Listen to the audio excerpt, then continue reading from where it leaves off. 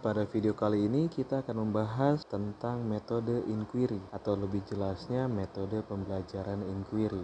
Metode inquiry adalah metode pembelajaran di mana siswa dituntut untuk lebih aktif dalam proses penemuan. Penempatan siswa lebih banyak belajar sendiri serta mengembangkan keaktifan dalam memecahkan suatu masalah.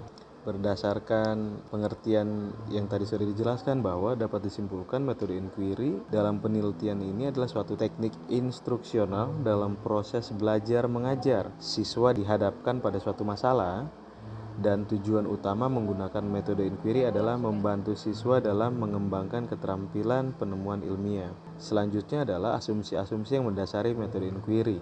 Yang pertama, keterampilan berpikir kritis dan berpikir dedukatif sangat diperlukan pada waktu mengumpulkan evidensi yang dihubungkan dengan hipotesis yang telah dirumuskan oleh kelompok.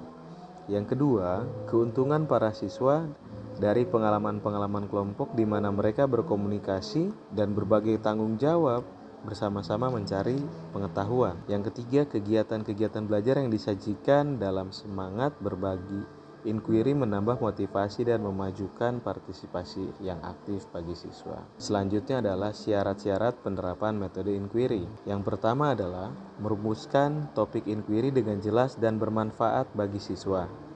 Yang kedua, membentuk kelompok yang seimbang, baik akademik maupun sosial. Yang ketiga, menjelaskan dan menyediakan balikan kepada kelompok-kelompok dengan cara yang responsif dan tepat waktunya.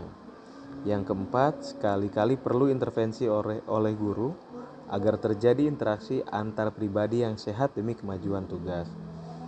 Yang kelima, melaksanakan penilaian terhadap kelompok, baik terhadap kemajuan kelompok maupun terhadap hasil yang dicapai.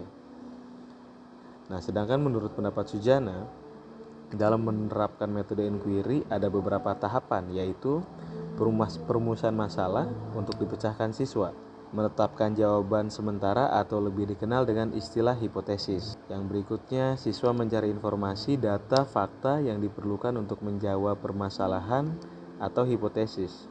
Berikutnya, menarik kesimpulan jawaban atau generalisasi. Yang terakhir, mengaplikasikan kesimpulan dalam situasi yang baru. Penerapan metode inquiry dalam proses belajar mengajar menuntut keaktifan siswa dalam belajar individu maupun kelompok. Mereka harus memahami dan menyelesaikan soal-soal yang terkait dengan himpunan bagian. Sementara itu, dari metode pembelajaran inquiry ini ada kelebihan dan kelemahan dari metode itu sendiri. Yang akan kita bahas berikutnya adalah kelebihan metode inquiry. Yang pertama, siswa aktif dalam kegiatan belajar sebab ia berpikir dan menggunakan kemampuannya untuk hasil akhir.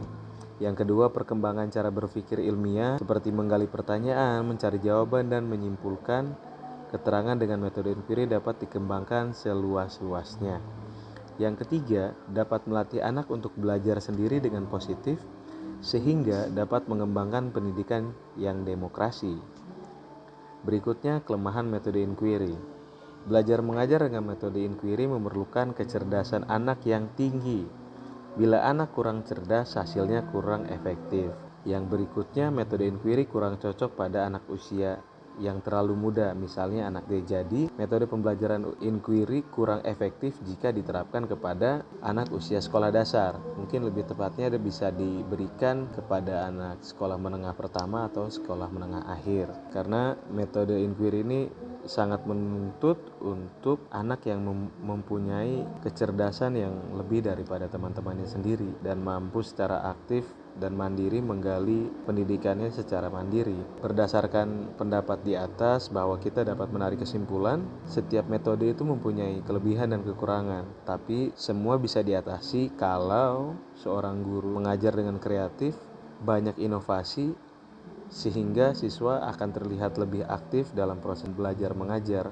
Jadi semua metode pembelajaran itu baik, tergantung bagaimana guru dapat mengaplikasikannya dengan baik, memberi motivasi kepada siswa, dan membuat pembelajaran itu lebih menarik sehingga siswa lebih fokus untuk belajar dan lebih memahami.